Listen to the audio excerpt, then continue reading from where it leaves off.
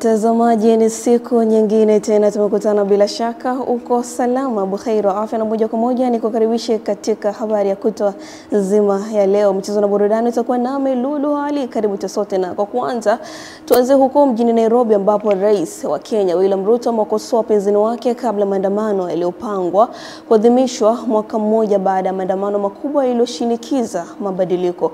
Wanaharakati na familia za waliopoteza maisha katika maandamano hayo wameahidi kufanya maandamano mapya Juni 25 kama kumbukumbu, wakitaka polisi na wanasiasa kuruhusu yafanyike kwa amani. Akizungumza katika kaunti ya Meru jana Jumamosi, Ruto amewakosoa wapinzani wake kwa kusema kuwa wanatumia kauli za binafsi na propaganda dhidi ya uongozi wake. Maandamano ya mwaka jana yaliibua mgogoro mkubwa wa uongozi wa serikali ya Ruto na kuilazimu kusitisha kwa kiasi ongezeko la kodi na kutangaza mabadiliko katika baraza la mawaziri. Wiki iliyopita maandamano mengine yalibuka katika taifa hilo la Afrika Mashariki kupinga ukandamizaji wa polisi.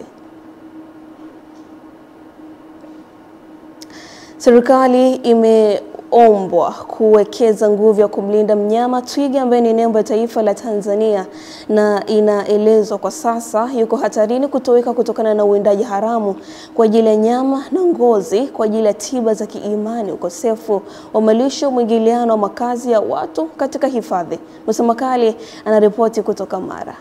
Duniani kwa sasa inatajwa wapo twiga wapatao takriban 117, na hapa kwa Tanzania ni twiga zaidi ya 23 kwa mujibu wa tafiti iliyofanywa na IUCN kutokana na sensa iliyofanyika kwa mwaka 2018-2019. Lakini Grumeti Fund wanakuja na mpango wa maadhimisho ya twiga. Lengo ni kuhakikisha mnyama huyu sasa anaendelea kulindwa kutokana na changamoto zilizo mbele yake, ambaye pia ni tunu kwa taifa la Tanzania. Twiga idadi yao imepungua kwa zaidi ya 50% tokea miaka ya 70. 2019 IUCN ambayo inahusika na mambo ya kutoweka kwa species wameweka twiga wetu wa Maasai giraffe kwenye kategori ya endangered, yani kwamba wako mbioni kutoweka endapo kama hatutafanya jitihada. Lakini kwa bahati mbaya, kwa sababu twiga hawajapewa kipaumbele kama wanyama wengine, tembo, faru na simba, twiga wamekuwa wakitoweka polepole, kimya kimya, bila kujulikana. Kwa sababu uwindaji ukifanyika wa twiga sio mnyama anayepiga kelele hata akiwindwa, anakufa kimya kimya. Kwa hiyo idadi yao imekuwa ikipungua mwaka hadi mwaka bila watu kujua, ndio sasa hivi wamegundua kwamba idadi yao imepungua. Twiga ametajwa kuwa ni miongoni mwa wanyama wa pori ambao kwa kiasi kikubwa wanaathirika zaidi na uwindaji haramu, na sasa mamlaka zinaomba kuweka nguvu kumsaidia mnyama huyu, na kwa kuanza watoto wanaanza kujazwa maarifa ya kumjua twiga. Mnyama pekee kwa kweli ambaye hasababishi migogoro. Kwa hiyo uhifadhi wa twiga ni rahisi. Ukishamwekea tu mazingira mazuri, usimuinde, ni mnyama ambaye kwa kweli ni mpole, haleti migogoro yoyote. Tofauti na tunawapa wanafunzi kutambua umuhimu kuanzia wakiwa wadogo, kusudi wakuwe wakiwa wanatambua thamani na umuhimu wa mnyama, hivyo kuzidi kuwalinda. Wadau sasa wanasema ipo haja ya kuongeza nguvu wanazotumia mfano kwa faru, watumie pia nguvu hiyo hiyo kuwalinda wanyama wetu hawa wa twiga. Hatakuwa na msingi mzuri, na ndio maana karibia wao wanaoishi kando kando ya hii mbuga bado wanajua kwamba ili kuweza kuendeleza maisha yao lazima waende wakaue wanyama. So vizuri kwa wanyama wetu na wanaokata miti ovyo. Musa Makali, Channel 10, Mara. Mkuu wa wilaya Sumbawanga mkoani Rukwa ameongoza maafisa usafirishaji wa pikipiki maarufu kama bodaboda kuchangia damu katika viwanja vya Sabato, ikiwa kumuunga mkono rais katika juhudi za kuimarisha afya za wananchi. Wilbert Subia anaarifu kutoka Rukwa. Baadhi ya maafisa usafirishaji waliochangia damu wamesema Rais Samia amekuwa akifanya maboresho katika sekta ya afya ili kuhakikisha Watanzania wanakuwa na afya njema. Hivyo maono ya viongozi wa bodaboda mkoa wa Rukwa yamekuja wakati mwafaka. Sisi kama chama cha bodaboda tumeamua kumuunga mkono Mheshimiwa Rais wa Jamhuri ya Muungano wa Tanzania kwa zoezi lake hili zuri, zoezi la kuthamini uhai wa madereva bodaboda Tanzania nzima, lakini hususan Sumbawanga.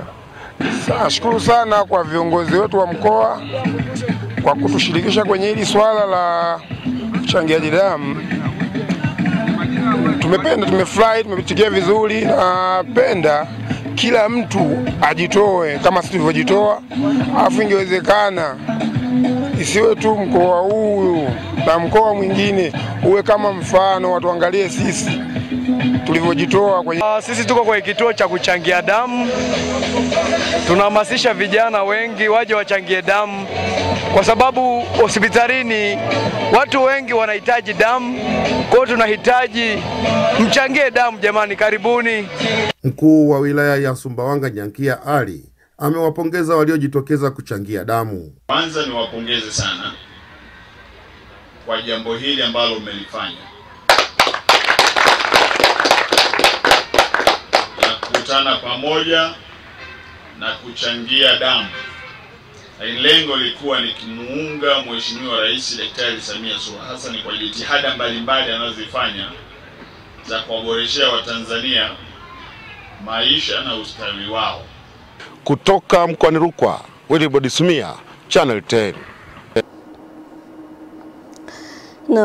Ikulu ya Kremlin imesema Rais wa Urusi Vladimir Putin hana mpango wa kuzungumza na Donald Trump kufuatia mashambulizi ya Marekani kwenye vituo vya nyuklia vya Iran. Urusi na Iran zimetia saini makubaliano ya ushirikiano wa kina mwezi Januari na kuimarisha ushirikiano wao wa karibu wa kimkakati, ingawa makubaliano hayo yamesitisha kuzitaka nchi hizo mbili kujilinda ikiwa moja itashambuliwa. Wakati huo huo, katika wito ambao umetolewa Putin na kiongozi wa Xi Jinping wamelaani vikali mashambulizi ya Israel dhidi ya Iran, kulingana na masomo kutoka kwa Kremlin na Wizara ya Mambo ya Nje ya China. Ingawa matamshi hayo hayakutaja Marekani, Xi Jinping katika ujumbe uliofichwa kwa Trump akisisitiza kwamba mamlaka makubwa ambayo yana ushawishi maalum kwa pande zinazohusika katika mzozo inapaswa kufanya kazi kutuliza hali, sio kinyume chake.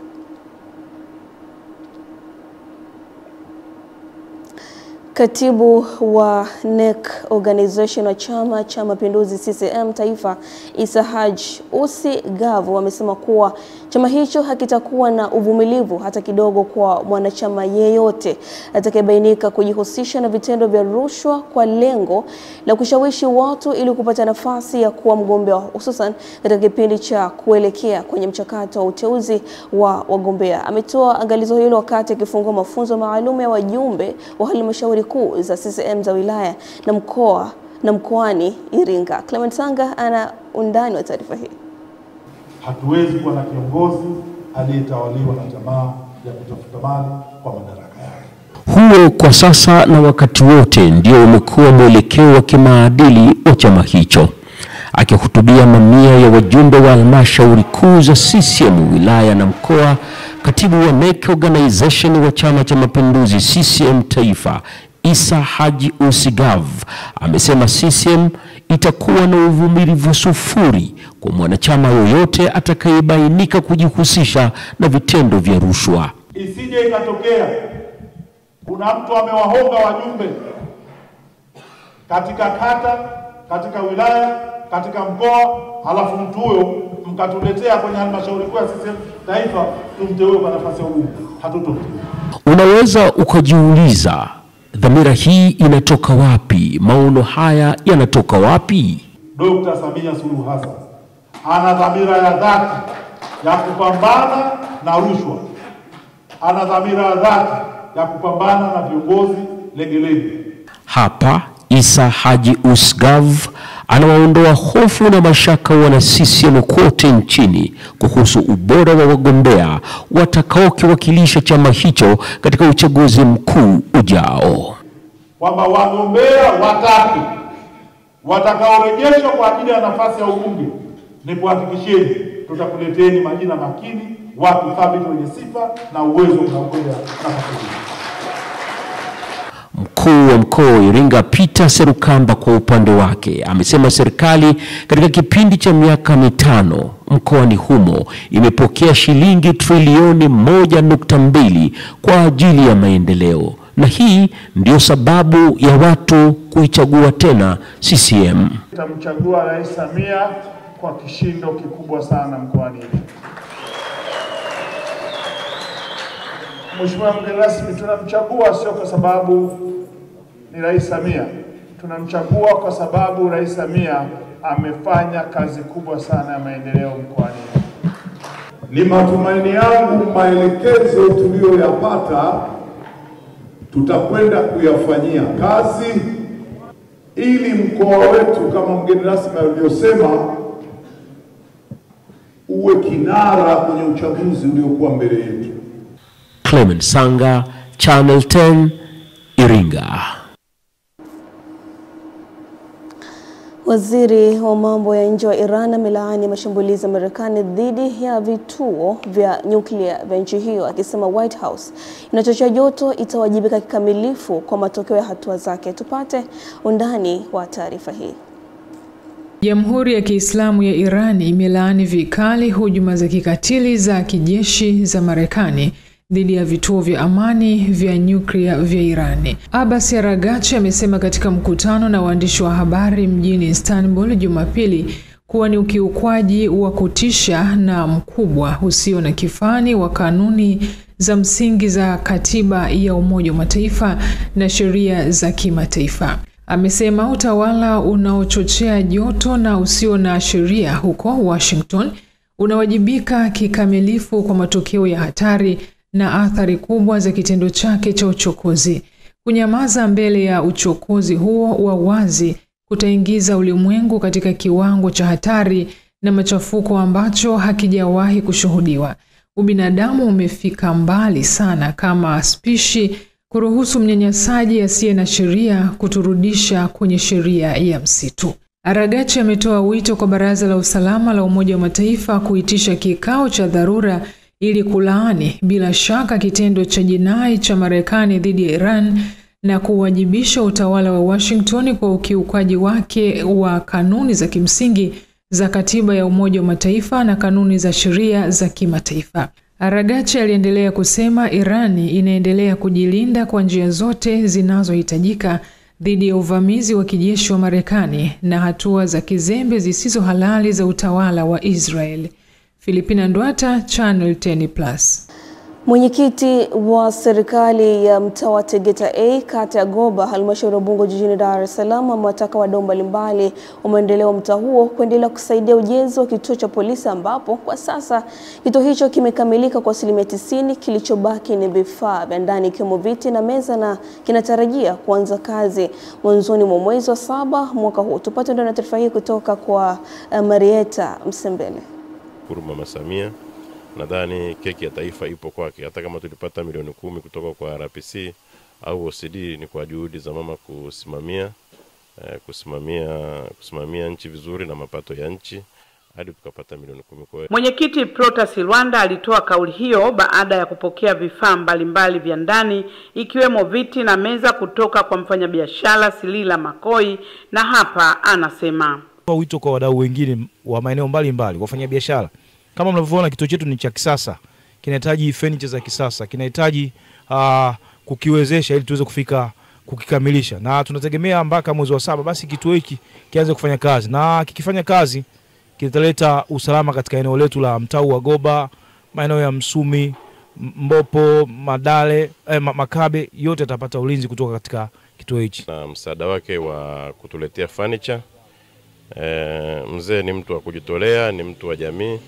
Sikumuomba tu kwa sababu simfahamu, nimeomba kwa sababu najua ni mtu wa kujitolea sehemu mbalimbali katika nchi.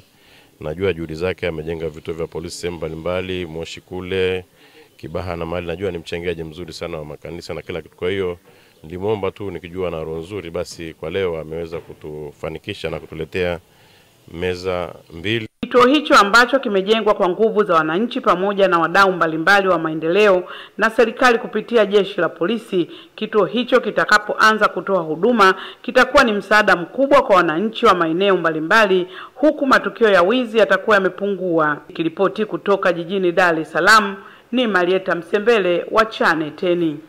Na mtazamaji, kutokana na vitendo vya ukatili wa kijinsia ikiwemo mimba za utotoni, ulawiti na ubakaji kuendelea kutokea katika maeneo mbalimbali hapa nchini na kusababisha athari kubwa hasa kwa watoto wa kike. Wanafunzi wa kike zaidi ya 200 waliochaguliwa kujiunga na masomo ya kidato cha 5 mwaka huu wameanza kupatiwa elimu maalum ya kukabiliana na vitendo vya ukatili kabla ya kuripoti shuleni, hatua ambayo imelenga kuwawezesha wanafunzi hao waweze kujilinda na kukabiliana na vitendo hivyo, kwa kuwa asilimia kubwa vinatendeka kwenye jamii inayozunguka hasa ndani ya familia. Mwanahabari wetu Pendo Salu ana taarifa zaidi.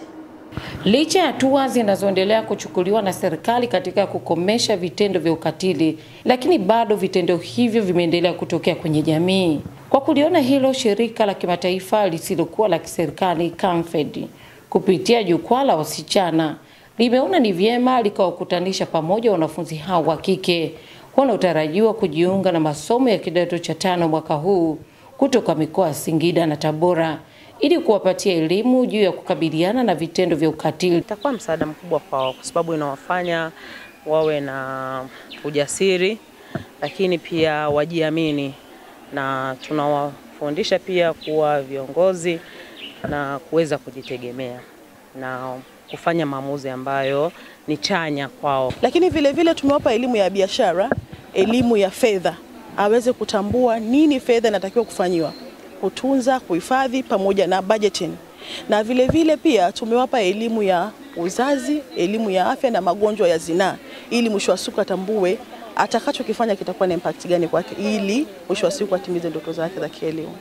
Hata hivyo, serikali imejidhatiti kuhakikisha vitendo hivi vya ukatili vinatokomezwa, kama anavyobainisha mwakilishi wa katibu tawala wa wilaya ya Tabora Emmanuel Stanley. Serikali kupitia Wizara ya Elimu, Sayansi na Teknolojia itaendelea kufanya kazi na CAMFED katika kuendelea kuweka mikakati ikiwemo kushirikiana kuhakikisha elimu ya stadi za maisha iliyoanzishwa na CAMFED na kuleta matunda makubwa, ikiwemo kuwasaidia wasichana hawa kujitambua na kuweka bidii katika masomo inawafikia wanafunzi wengi zaidi Tanzania.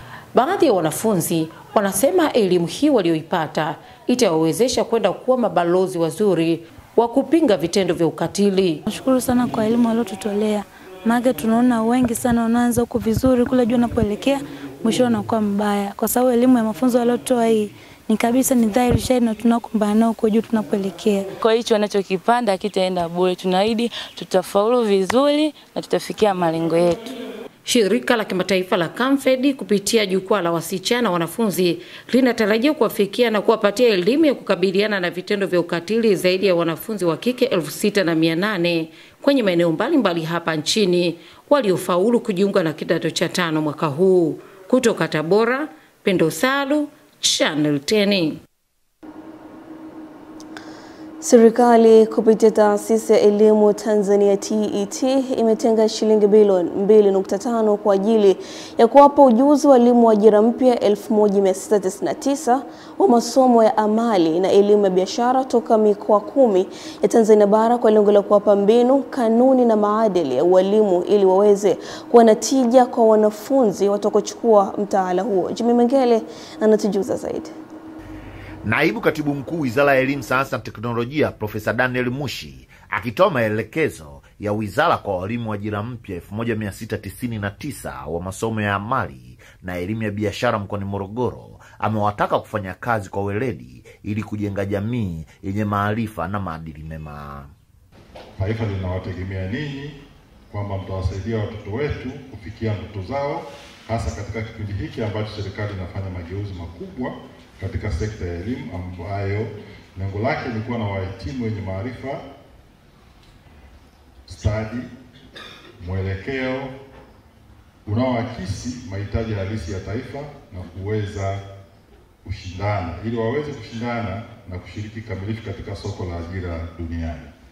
Taasisi ya Elimu Tanzania tunaishukuru sana serikali yetu chini ya uongozi wa rais wetu wa Jamhuri ya Muungano wa Tanzania Mheshimiwa Dr. Samia Suluhu Hassan kwa kuendelea kuipatia taasisi fedha zinazotengwa kutekeleza majukumu yake. Je, walimu wa ajira mpya ambao wamebobea kwenye masomo ya amali na elimu ya biashara wana nini cha kusema kuhusu maagizo yaliyopewa na naibu katibu mkuu Wizara ya Elimu, Sayansi na Teknolojia Profesa Daniel Mushi? Mafunzo tunayotarajia kuyapata hapa yanaendelea kutujenga katika kuweza kutoa elimu bora ambayo inakusudiwa na serikali. Kwa uwezo nilionao na mafunzo ambayo nimeyapata na naendelea kuyapata, ninaamini nitaenda kuwa mwalimu bora. Jimmy Mengele, Channel 10, Morogoro. Serikali ya Mapinduzi ya Zanzibar na serikali ya Jamhuri ya Muungano wa Tanzania kwa pamoja zimesema zitaunga mkono dhimio la shirika la usafiri baharini duniani kuwa ni salama na yenye kuzingatia utu na kutokomeza masuala ya unyanyasaji wa mabaharia. Pia serikali imesema itahakikisha inasimamia imara kuifanya sekta ya ubaharia inakuwa kazi ya heshima huku ikizingatia maslahi ya mabaharia. Tupate undani wa taarifa hii. Kauli ya serikali imetolewa na Waziri wa Ujenzi, Mawasiliano na Uchukuzi Zanzibar Dr. Khalid Salum Mohamed wakati akizungumza na mabaharia na ufunguzi wa maadhimisho ya siku ya mabaharia, mkutano uliofanyika ukumbi wa Idris Abdul Wakil kwa niaba ya Waziri wa Uchukuzi Profesa Makame Mbarawa. Ni ukweli usiopingika kwamba kwa muda mrefu kazi ya ubaharia imekuwa na matukio ya unyanyasaji. Kwa ufupi tunaweza kusema tunataka kuona ubaharia unakuwa kazi salama, yenye heshima na inayokubalika kutekelezwa na watu wote bila ya ubaguzi. Mbali ya Dr. Khalid kueleza hayo, pia amewataka mabaharia kujiendeleza kielimu ili kuendana na mabadiliko ya dunia na kuitunza bahari kwa faida ya kizazi cha sasa na kizazi kijacho. Katika dunia ya leo, zaidi ya 90% ya shehena ya biashara ya kimataifa husafirishwa kwa njia ya bahari. Hii inaonyesha kuwa ubaharia ni muhimili wa uchumi wa dunia. Na hata hivyo, ripoti mbalimbali zinaonyesha kuwa kuna upungufu mkubwa wa mabaharia duniani, hasa wale wenye ujuzi wa kati na ujuzi wa juu, jambo ambalo linatoa fursa kubwa kwa Tanzania kujitokeza kwa wingi kushika nafasi hizo. Mwenyekiti wa bodi ya mamlaka ya usafiri baharini Mustafa Burujumbe amesisitiza haja ya kusimamia uweledi katika kazi na kuwa waaminifu. Kumbushe pia mabaharia wenzangu juu ya swala la kutoa elimu kwa masuala ya usalama, utunzaji wa bahari na kuachana na vitendo vya uchafuzi wa mazingira ya bahari, pamoja na kuwashajiisha vijana kujiunga na fani hii nzuri na muhimu kwa maendeleo endelevu ya uchumi wa buluu. Mkuu wa chuo cha ubaharia Tanzania Tumaini Ngurumo amesema kwa kuwa sekta ya ubaharia ni eneo lenye kutoa ajira nyingi, chuo kitaendelea kusimamia vyema mafunzo ya ubaharia. Tutaendelea na kufanya kazi hii kwa bidii ya kutoa mafunzo kwa ajili ya mabaharia wetu waendelee kuwa salama katika shughuli zao. Kama una uwezo wa kujiadjust, ukaweka bidii, ukaweka nia na malengo, una uwezo wa kuja katika sekta kama hii, ukanufaika na ukajivunia mazao mbalimbali yanayopatikana katika sekta ya bahari. Kuna mambo mengi ambayo tunapitia sisi mabaharia. Kwa hivyo basi kupitia IMO wakaona wakadhimini mchango mkubwa wa mabaharia. Lakini pia sio tu IMO, hata sisi kwa upande wetu Tanzania, serikali yetu imethamini mchango wetu wa sisi mabaharia. Kauli mbiu ya maadhimisho ya mwaka huu ya siku ya mabaharia inasema bahari yetu, wajibu wetu, furaha yetu. Juma Kasim, Channel 10, Zanzibar. Na mtazamaji, mara baada ya taarifa hiyo tukapata mapumziko mafupi, tukirejea tunakuja kuendelea mbele zaidi, tunaangazia habari za biashara. Mimi ni Lulu Ali na hii ni Channel 10 Plus, baki nasi.